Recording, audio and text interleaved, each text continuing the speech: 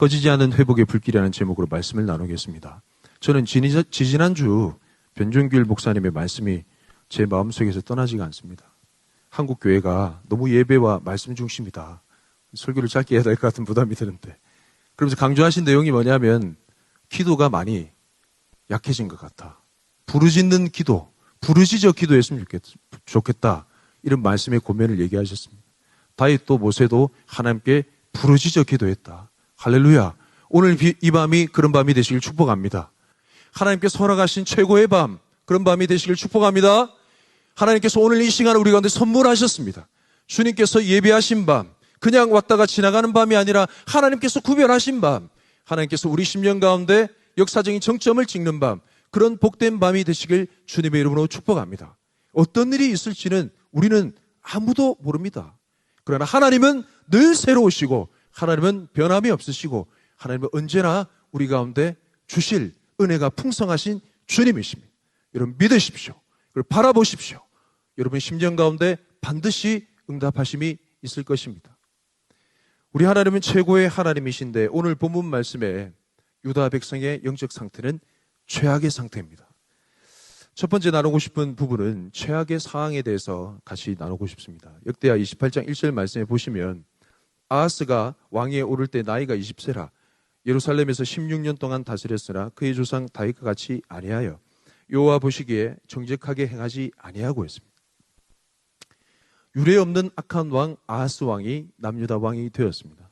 선한 왕 3명, 4명 이렇게 130년 동안 선한 왕의 통치를 받아오다가 이상하게 어디서 튀어나왔는지 악한 왕 아하스 왕이 통치하고 집권하는 그런 시대가 되었습니다. 좀 과정에서 표현하면 남유다 최악의 왕이 바로 아하스 왕입니다. 왜 그런가 하니 그 내용을 좀 살펴보면요. 2절 말씀해 보시면 이 아하스 왕이 본받기로 모델 삼기로 그 작정했던 인물들이 북이스라엘 왕들. 야 간지나 너무 멋져. 북이스라엘 왕들이 되게 멋져 보였거든요. 북이스라엘 왕들처럼 해야지 이렇게 작정한 거예요. 그러면서 어떤 모습이 있었느냐? 바알 우상들을 직접 부어 만들었어요. 이게 남유다 왕국 중에 최초입니다. 뭔가 악한 것으로 따지면 최초가 너무 많습니다. 아하스 왕이요. 3절 말씀해 보시면 흰놈의 아들 골짜기에서 분향했습니다. 그리고 그 뒤에 내용에 이방 사람들의 가증한 일 이렇게 해놨는데 이게 바로 흰놈의 아들 골짜기에서 분향하고 자녀들, 아이들을 불 가운데 지나게 하는 몰렉신 앞에 바치는 우상 숭배, 인신 제사를 의미합니다. 이방 사람들이 가증한 일이죠. 어디서 들어왔다? 북이스라엘 왕들. 멋져. 그 왕들이 했던 그대로 본받고 들어왔다라는 거죠.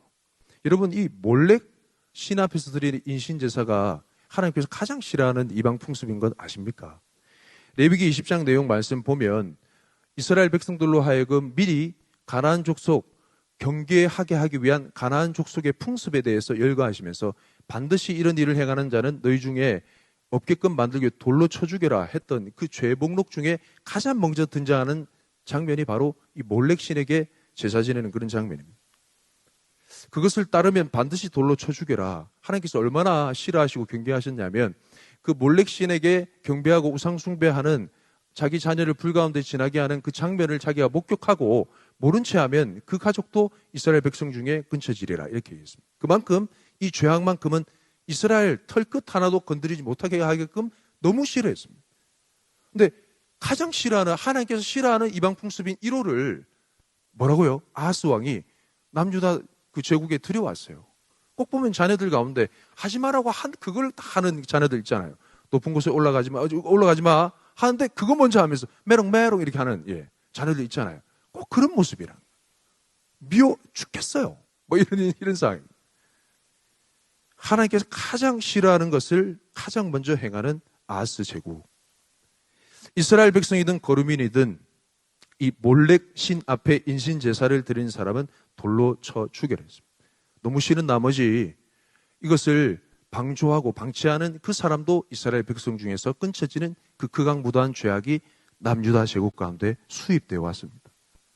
시대가 최악인 상황인 거죠. 몰렉 신에게 제사하는 장면이 상세히 묘사되어 있는 선지서 말씀이 있는데 예레미야 7장 30절부터 32절까지 말씀 한번 띄워주실래요? 여호와께서 말씀하시되 유다 자손이 나의 눈앞에서 악을 행하여 내 이름으로 일컬음을 받는 집에 그들의 가증한 것을 두어 집을 더럽혔으며 31절 흰놈의 아들 골짜기에 도벳 사당을 건축하고 그들의 자녀들을 불에 살랐나니 이 장면입니다. 내가 명령하지 아니하였고 내 마음에 생각하지도 아니한 일이라. 어디서 들어왔다는 거예요? 예, 북이스라엘 왕들. 최고. 거기 본따서 들어왔다는 거예요. 32절. 그러므로 여호와께서 말씀하시니라. 날이 이르면 이곳을 도벳이라 하거나 흰놈의 아들의 골짜기라 말하지 아니하고, 이게 고유명사처럼 쓰이게 됩니다. 이게 그 유래입니다. 죽임의 골짜기라 말하리니 이는 도벳의 자리가 없을 만큼 매장했기 때문이니라. 상황 설명을 좀 드릴게요. 꺼지지 않는 불길이 그곳 가운데 계속됐습니다. 어떤 불길입니까? 자녀들을 태우는 불길이에요. 몰렉신 앞에 바치기 위해서. 어린 자녀들이 산채로 태워지는 그 불길이 그곳 가운데 가득했습니다. 흰놈의 아들 골짜기. 그리고 어린 아이들이 산채로 태움을 받잖아요. 죄송합니다, 어린 아이들. 너무 겁먹지 마시고. 산채로 태움 받도 못 돼요. 가만히 있어요? 비명소리가 그곳에 들리는 거예요. 그들을 묻을 매장지가 부족할 정도로 산더미를 이룹니다. 그곳이 흰놈의 아들 골짜기의 모습입니다. 그러니 그 광경이 죽임의 골짜기의 모습이라는 거예요. 이 흰놈의 아들 골짜기가 어디 있냐면 예루살렘 성전 바로 밑에 있습니다. 그 바깥 뜰 가운데. 이게 말이나 되는 상황입니까? 불길이 꺼지지 않아요. 그래서 이 현장이 마치 생지옥 같은 현장입니다. 그래서 하나님이 죽임의 골짜기라 일컬었습니다. 히브리어로요, 골짜기라는 개, 그 다음 흰놈이라는 고유명사 두 가지를 합치면 개 흰놈입니다. 이것이 헬라어로 그대로 음력이 됐습니다. 게헨나, 이렇게. 헬라어로 게헨나로 음력된 이 단어의 뜻이 뭐냐면 충격적이게도 지옥입니다. 지옥. 이 지옥이란 단어를 예수님께서 그대로 사용하시는 구절이 마가복음 9장 43절 말씀입니다. 같이 한번 읽어볼까요? 마가복음 9장 43절. 준비가 안 되셨습니까? 그럼 제가 읽어보겠습니다. 만일 내 손이 너를 범죄하게 하거든 찍어버리라. 장애인으로 영생에 들어가는 것이 두 손을 가지고 지옥 곧 꺼지지 않는 불에 들어가는 것보다 나으니라. 이게 지옥이 게헨나입니다. 흰놈의 아들 골짜기라는 뜻이죠. 이게 그때 그 광경이 얼마나 끔찍하고 참혹했으면 지옥이라는 고유명사로 지옥에 꺼지지 않은 불길이 있었던 곳이 충격적이게도 예루살렘 성전 인근에 있는 뜰이었습니다. 이렇게 예루살렘 성전 바로 밑에 있는 꺼지지 않는 지옥불이 활활 타오르고 있었던 때가 바로 아하스 왕 때였습니다. 아하스 왕의 성향은 참 어처구니가 없습니다. 죄송합니다, 제가 이렇게 표현해서. 근데 참 저희가 보기에는 그래요. 남욕할 건 아닌 그런 상황이지만 역대하 28장 22절 말씀에 보시면 이 아하스 왕의 삶의 성향이 나와 있습니다. 이 아하스 왕이 공고할 때 더욱 하나님께 돌이켰다? 아니고 더욱 범죄하였다 했습니다. 사람이 좀 공고하고 뭔가 좀 핍절하고 힘들면 하나님께 낯을 돌릴 만 하잖아요. 그럼에도 불구하고 이 아하스 왕은 공고할 때 오히려 더 하나님께 범죄했던 왕. 저희가 보기엔 너무 가망이 없어 보입니다. 왕이 그러니 백성은 어떨까요? 남유다 왕국은 어떨까요? 그야말로 최악의 영적 상태라는 것이죠. 5절 말씀, 오늘 본문 5절 말씀에 보시면 하나님이 도저히 참을 수가 없어서 하나님께서 이 남유다 제국을 심판하시려고 심판의 칼날을 드십니다. 참 신기한 것이 이 남유다의 아하스 왕이 누구를 따라 하려고 했다고요? 북이스라엘. 간지나 멋져. 북이스라엘 왕을 본떠서 그렇게 삶을 살았더니 하나님께서 북이스라엘 그 제국에 이 남유다를 맡깁니다. 그 손에 붙여버립니다. 참 신기하죠. 북이스라엘을 따라가려고 했는데 북이스라엘 심판의 도구로 쓰십니다. 이스라엘 손에 심판하시는 그 말씀에 보면 크게 살육했다라고 이렇게 나와 있습니다. 6절 말씀에 보면 북이스라엘 왕인 베가 왕이 용사 12만 명을 죽였습니다. 그때 당시 한번 출전하면 경우 따라 다르겠지만 한 40만 명, 근데 12만 명이 하루아침에 죽었어요. 얼마나 많은 그 군사적 손실입니까? 엄청난 숫자가 죽었다는 거죠. 근데 7절 말씀에 보면 그 전쟁의 참혹함이 나오는데 에브라임의 용사 시글이라는 사람이 누구누구를 죽였다면 왕자를 죽였어요. 그 다음에 서열 2위, 3위인 뭐라고 해놨습니까? 예, 국내 대신, 총리 대신 서열 2위, 3위 될 만 그 나라 남유다 왕국에 서열이 높은 고위관직에 있는 사람을 대표로 다 죽여버렸어요. 이것은 국가적인 수치가 아닐 수가 없습니다. 처참한 전쟁의 패배요, 죽음의 현장이었다는 것. 하루아침에 12만 명이 죽은 것도 모자라고 죽은 것도 참 큰 피해인데, 이 이스라엘 왕 베가 왕이 20만 명의 부녀자를 포로로 이끌고 많은 재물과 함께 사마리아로 갑니다. 그야말로 최악의 영적 상태, 그리고 하나님의 놀라운 그런 심판의 현장이라는 거예요. 여러분, 이쯤 되면 이 나라에게도 소망이 있을까? 별로 그런 소망이 안 보이잖아요.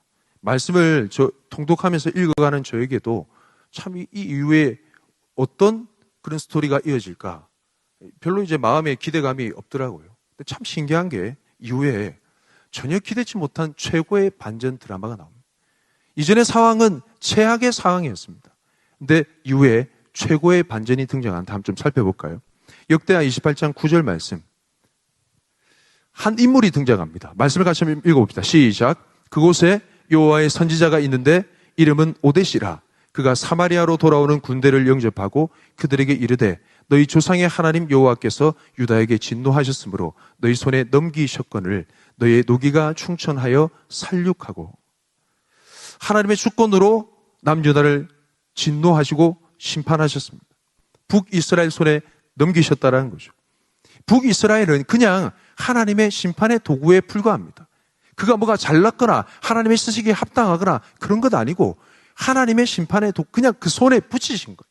워낙 남유다가 하지 말라고 한 것마다 다 하니까 하나님이 정신 차리게 하기 위한 심판의 도구일 뿐인데 북이스라엘이 선을 넘어버렸습니다.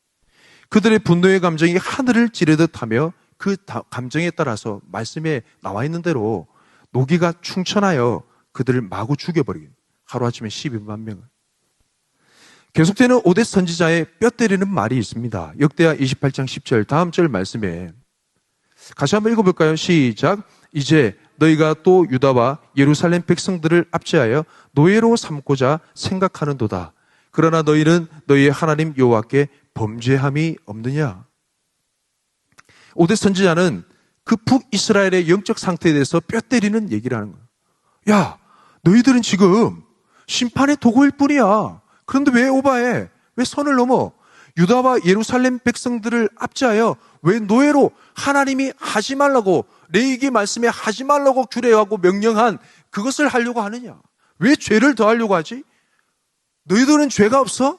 너희들은 하나님 앞에 떳떳해? 이 말입니다.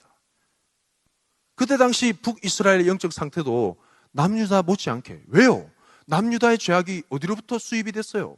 북이스라엘 왕들, 그들도 정말 애들 말로 상태가 메롱이었어요.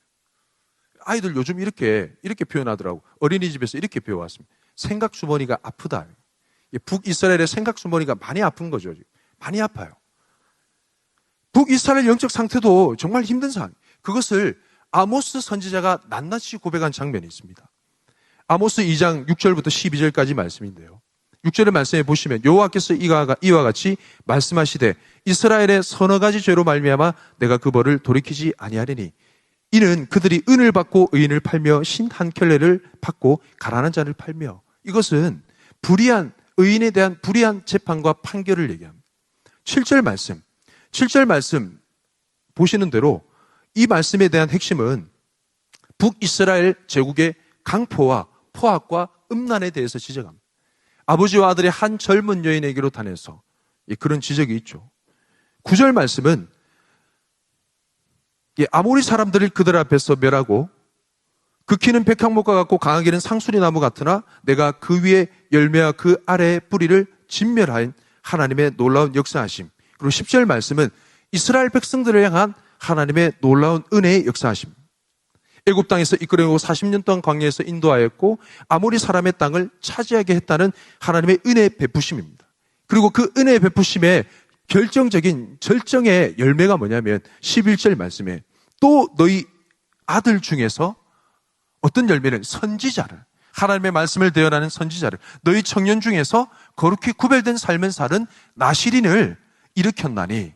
참 놀랍게도 하나님께서 거룩과 성별의 열매를 이스라엘 백성으로 하여금 맺게 하셨는데, 북이스라엘이 어떤 죄를 범하느냐, 12절 말씀해 보시면 나실 사람으로 하여금 포도주를 먹게 하는, 부정하게 더럽힙니다.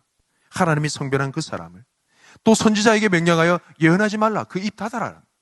하나님의 역사하심에 대해서 완전히 하나님의 거룩과 성별에 대해서, 어떻게 보면 선지자와 그 땅 가운데 선지자와 나시린이라는 열매가 나는 것이 이 사람만큼은 타락하면 안 돼라는 하나님의 거룩과 성별의 마지막 보루인 사람들이 이런 사람들이에요. 그럼에도 불구하고 이 북이스라엘 사람들이 직접 자기 손으로 이런 사람들은 타락하면 안 돼라는 마지막 보루를 더럽히고 회파하고 훼손시킨더라 이 말입니다. 그러니 북이스라엘의 죄악이 없냐 이 말이에요. 그 죄가 오히려 그들의 분노가 하늘을 찌르는 것이 아니고 그들의 죄악이 하늘을 찌르는 상황입니다. 북이스라엘의 죄악이 심각한 수준입니다. 여러분, 그때 당시 북이스라엘 왕이 누구였다고요? 베가라는 왕이었습니다. 북이스라엘 왕이 언제 멸망당했냐면 이 베가 왕 다음 호세아 왕 때 멸망당합니다. 그 말은 북이스라엘 제국도 멸망당하기 직전입니다. 그것은 북이스라엘의 죄악이 그냥 절정으로 달하는 그런 시기라는 거죠. 누가 누구를 심판하냐 이 말이에요. 누가 누구를 이렇게 삿대질 할 수 있냐 이 말입니다. 누가 누구를 정죄하냐 이 말입니다. 똑같은 그런 상황, 더 심각한 그런 상황이에요. 납작 엎드려야 하나님의 진노와 심판을 피할 수밖에 없는 그런 영적 상태인데도 불구하고 자신의 분수를 지나치게 넘어버린 그런 상황. 여러분, 남유다도 상태가 메롱이고 북이스라엘도 상태가 메롱이에요. 도대체 반전의 드라마는 어디서 나온다는 거예요? 뭐가 나올 수 있는 상황이에요? 여러분, 이 장면을 똑똑히 기억하시기 바랍니다. 오늘 이 말씀의 장면을 저와 여러분의 삶 가운데 똑똑히 기억하시기 바랍니다. 도무지 하나님의 반전이 일어나지 않을 것 같은 영적 상태가 완전히 무너졌어요. 세상 말로 하면 어제 저녁에 나이트클럽에서 2차, 3차 열심히 뛰다가 지금 온 상황입니다. 세상 연락 즐기면서 하나님의 말씀 제쳐둔 지 오래됐고 하나님을 저주하며 모욕해서 그 현장에서 그 죄 때문에 잡혀온 그런 상황. 뭘 더 바라고 뭘 더 기대하는, 어떤 반전이 있냐 이 말입니다. 근데 반전이 있어요. 너무 놀라운 반전이 시작됩니다. 역대하 28장 11절 말씀 같이 한번 읽어볼까요? 역대하 28장 11절. 같이 한번 읽어보겠습니다. 시작. 그런즉 너희는 내 말을 듣고 너희의 형제들 중에서 사로잡아 온 포로를 놓아 돌아가게 하라. 여호와의 진노가 너희에게 임박하였느니라 한지라. 이 오뎃 선지자의 이 말에 참 놀랍게도 에브라임의 지도자들이 반응을 보이기 시작. 놀랍습니다. 첫 번째 어떤 반응이냐? 역대하 28장 12절 말씀. 같이 한번 또 읽어볼까요? 시작. 에브라임의 자손 우두머리 몇 사람 곧 요하난의 아들 아사라와 무실레못의 아들 베레기야와 샬룸의 아들 여히스기야와 하들레의 아들 아마사가 일어나서 전장에서 돌아오는 자들을 막으며 이 네 명이 움직입니다. 아사라, 베레기야, 이름이 왜 이렇게 어려운지 모르겠어요. 여히스기야, 스시야키, 음식 이름 같습니다. 아마사, 4인방이 지금 움직이고 있습니다. 근데 참 놀라운 게 13절 말씀에 전쟁에서 돌아오는 북이스라엘 군대를 향해서 포로를 못 데려온다 라고 이제 선언하는 거죠. 이는 하나님께 죄를 더하는 행위다 라고 하는 거예요.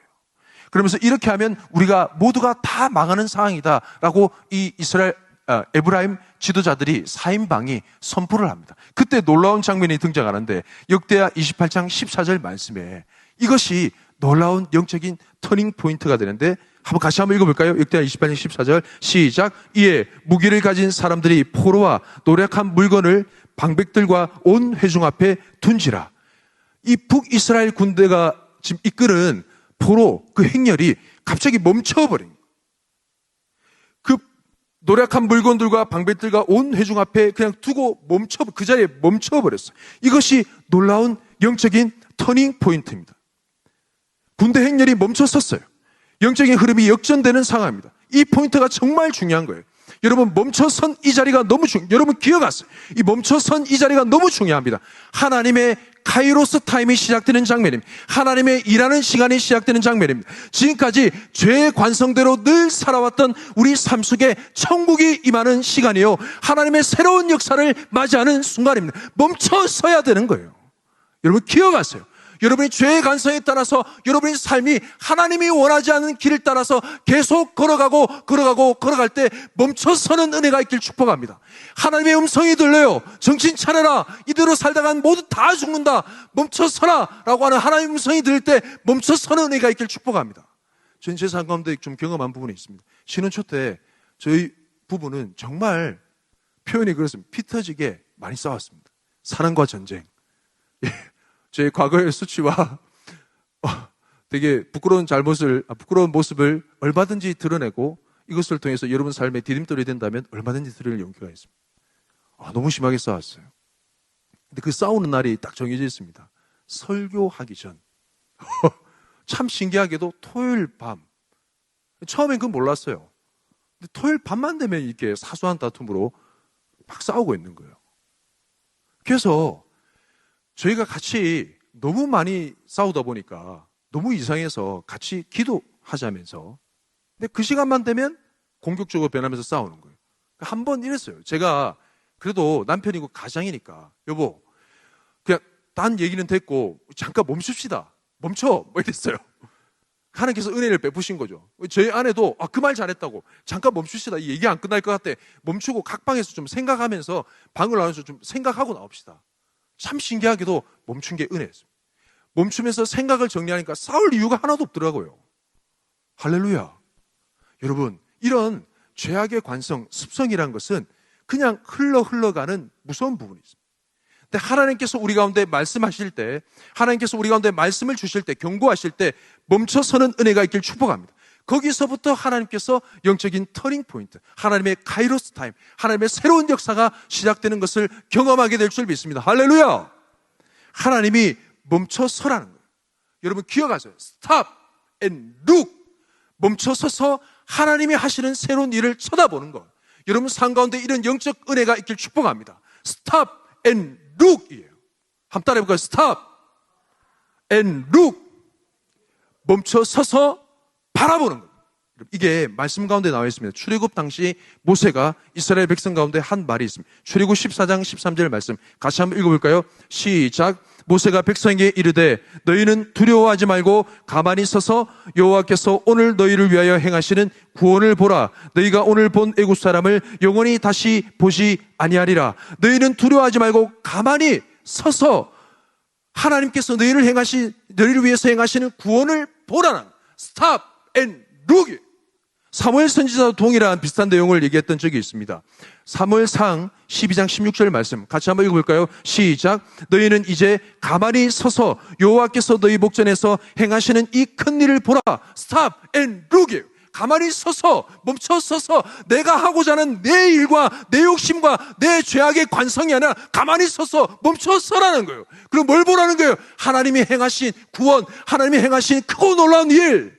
거기서부터 우리 인생의 대반전의 드라마가 시작되는 것입니다. 할렐루야. 여러분 반드시 기억하십시오. 여러분의 삶이 오늘도 변화될 수 있는 유일한 영적 비결, Stop and look. 하나님이 새 일을 행하십니다. 어떤 상황이었어요? 최악의 상황이었어요. 아무런 일이 일어나지 않을 것 같은 상황이었어요. 정말 놀랍게도 그들은 오뎃 선지자의 끈질긴 얘기를 듣고 에브라임의 지도자 4명, 이 4인방의 그런 움직임을 통해서 북이스라엘의 군대가 그 포로 행렬이 멈춰서게 되는 하나님의 은혜를 맛보게 되었습니다.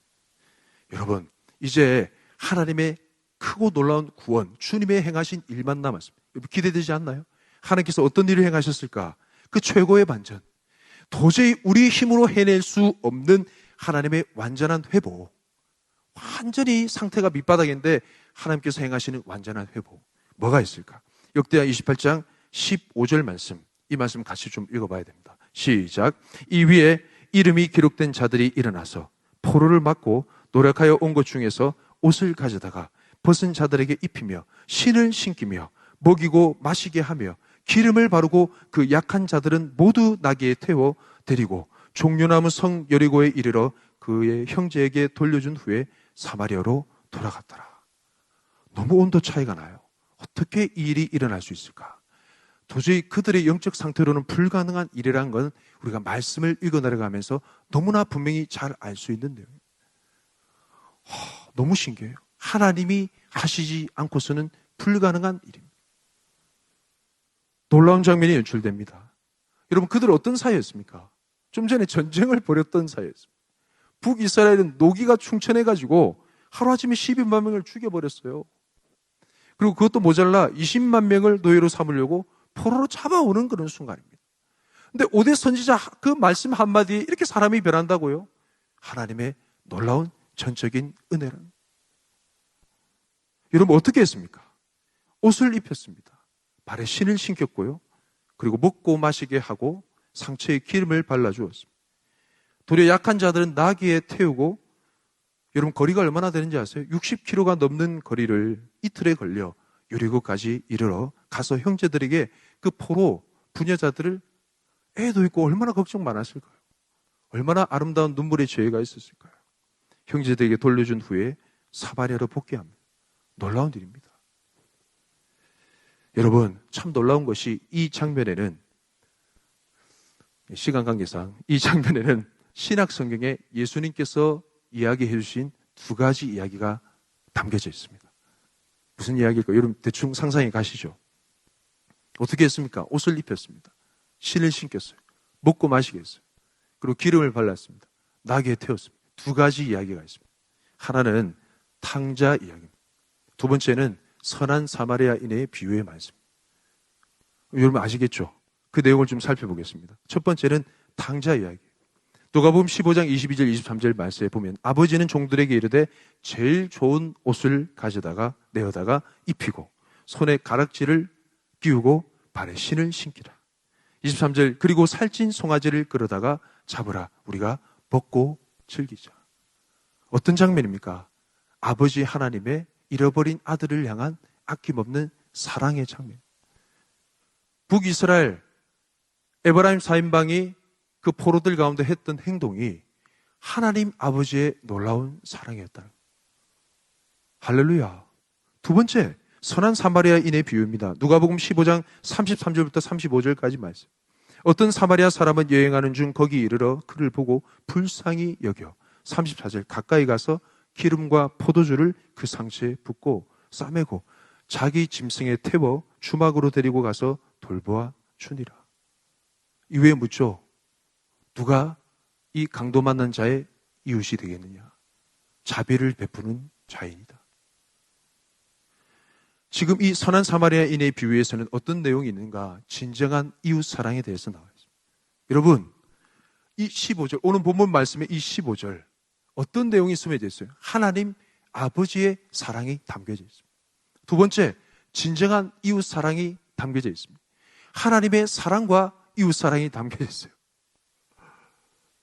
하나님의 놀라운 계명 말씀입니다. 율법의 완성, 이 한 절이에요. 놀랍지 않습니까? 그들의 영적 상태는 최악이었어요. 근데 하나님의 전적인, 하나님의 선지자의 그 말씀을 듣고 하나님의 전적인 은혜로 말미암아 한 번 했던 행동이 율법의 완성, 하나님의 놀라운 사랑의 결정체였습니다. 이것이 도대체 우리에게 어떤 메시지를 안겨다 줄까요? 말씀을 좀 더 깊이 살펴볼 필요가 있습니다. 역대하 28장 15절의 역사는 하나님 사랑과 이웃 사랑의 결정체입니다. 여러분, 이것을 누가 감당했다고 오늘 말씀에 나와 있습니까?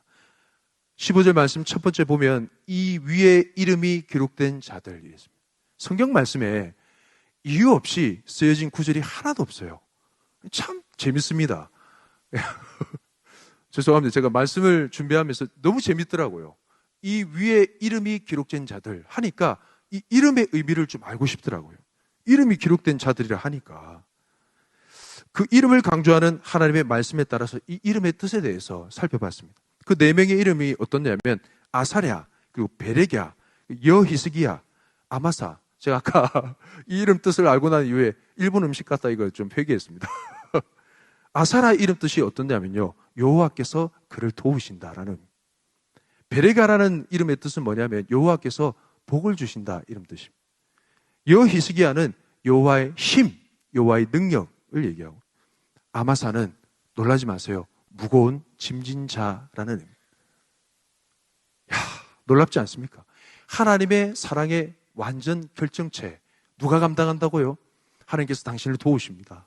여러분 걱정하지 마세요. 하나님 당신을 도우세요. 이 이름의 뜻을 가진 사람이 하는 거예요. 하나님께서 당신에게 복을 주십니다. 이 이름의 뜻을 가진 사람이 하는 거예요. 하나님이 당신에게 힘을 주십니다. 할렐루야! 이 이름의 뜻을 가진 사람이 하는 거예요. 하나님이 당신의 모든 무거운 짐을 대신 짊어지십니다. 여러분 걱정하지 마세요. 이게 바로 이 4인방의 이름 뜻입니다. 여러분, 그리고 또 한 가지 반드시 기억해야 될 사람의 이름이 있습니다. 이 말씀을, 하나님의 말씀을 대언했던 선지자 이름이 무엇이었을까요? 오데시라는 선지자. 이 오데시라는 이름의 뜻이 놀랍게도 회복자라는 의미. 야, 이 말씀, 그 이름의 뜻을 마음에 새기는 순간 하나님의 말씀이 놀라운 파장처럼 제 심령 가운데 다가왔습니다. 상태가 완전 메롱이었어요. 바닥, 마이너스 중에 마이너스입니다. 도저히 어떤 반전도 일어날 수 없을 것 같은 상태. 근데 하나님의 놀라운 그런 역사하심, 그 4인방의 이름, 하나님께서 당신을 도와주십니다. 걱정하지 마세요. 하나님께서 당신에게 복을 주십니다. 절망하지 마세요. 하나님의 당신의 힘이 되어주십니다. 하나님이 당신의 무거운 짐을 짊어주십니다. 하나님은 회복의 하나님이십니다. 이것만 읊어도 놀라운 구원의 메시지가 되는 거잖아요. 근데 이 4인방이 움직이는 거예요. 오대 선지자가 계속 얘기하는 거예요. 이 이름의 뜻을 아는 이스라엘 백성들이 이 말씀을 읽을 때마다 어떤 마음이 들까요? 우리 이스라엘 백성, 남유다도 그렇고 북이스라엘도 그렇고 너무나 영적인 상황이 바닥이지만 이 이름 뜻을 아는 이스라엘 백성들이 이 말씀을 대할 때마다 어떤 마음으로 받아들일까요? 아무리 절망적인 순간에도 우리 포기하지 맙시다. 아무리 힘든 순간에도 절망하지 맙시다. 하나님이 우리를 도우십니다. 하나님이 우리에게 복을 주십니다. 하나님이 우리의 힘이 되십니다. 하나님이 우리의 모든 무거운 짐을 대신 짊어져 주십니다. 하나님은 우리를 회복하시고야 마십니다. 할렐루야! 이런 메시지로 듣는다라는 거예요. 사랑하는 성도 여러분, 늘 기억하십시오. 이스라엘 백성은 예루살렘 성전 바로 앞에 꺼지지 않은 불길이 있었습니다. 어떤 불길이었어요? 꺼지지 않은 지옥의 불길이 있었습니다. 활활 타오르는 거예요. 아이들이 죽어가는 소리가 들리는 거예요. 여기에서 무슨 선한 것이 날 수 있겠습니까? 그런데 참 놀랍게도 꺼지지 않은 또 하나의 불길이 있었습니다. 그것은 꺼지지 않는 하나님의 회복의 불길이었습니다. 여러분 꼭 기억하십시오.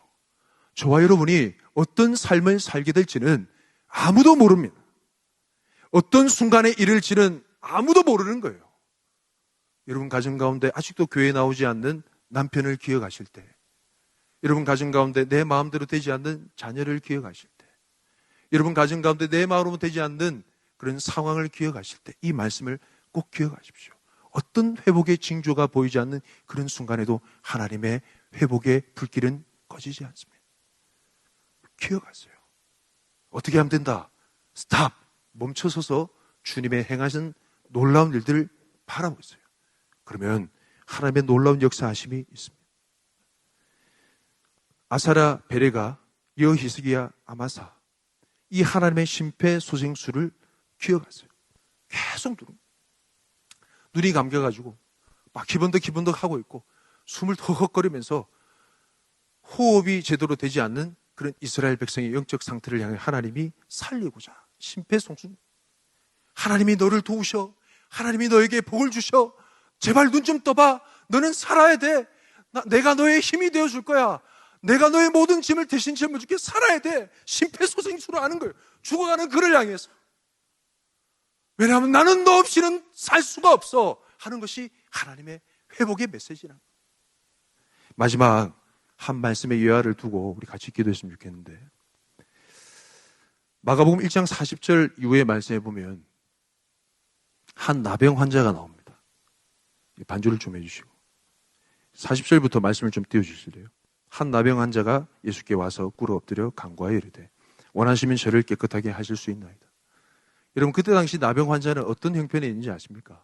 나병 환자가 나을 수 있는 길은 단 두 가지밖에 없었습니다. 하나님이 전적으로 역사하시든지, 나아만 장군처럼 하나님께서 전적으로 역사하시든지, 아니면 메시아가 이 땅에 오셔서 그를 만나든지, 두 가지 길밖에. 그 외에는 이 사람은 바로 앞에 꺼지지 않는 지옥불을 바라보는 듯한 그런 형편이 있는 사람이죠. 절망 그 자체였습니다. 여러분, 이 인생 가운데 어떤 반전의 드라마가 있을 수 있을까? 그가 한 가지 믿었던 것은 오신 예수님이 메시아라는 신랄 같은 희망이 있었습니다. 그래서 예수님께 찾아왔던 거죠. 41절 말씀에 보면 예수께서 불쌍히 여기사 손을 내밀어 그에게 대시며, 나한 자는 사람들 앞에서 본인이 부정한 것을 드러내야만 됐던 인물이었어요. 옷을 찢고 머리를 풀어헤치고 윗입술을 가지고 부정하다 부정하다 외쳐야 되는 인물이 바로 나한 자였습니다. 가족들도 외면할 수밖에 없었던 존재, 사람의 손을 대다리어 그럴 수 없었습니다. 감히 주님 앞에 다가설 수 없는 지옥불 가운데 있는 그의 형편, 도저히 바뀔 수 없을 것 같은 영적인 바닥의 상태, 하나님이 전적으로 도우시지 않고서는, 메시아가 와서 자기를 만나주지 않고서는 회복될 수 없는 그런 상태. 그때 주님께서 그에게, 여러분 잘 보세요, 손을 내밀어 그에게 손을 대셨습니다. 다른 사람들은 그냥 명예에서 눈 떠라 이렇게 할 수도 있잖아요. 깨끗해져라 할 수도 있는데 손을 내밀어 그에게 손을 대셨습니다.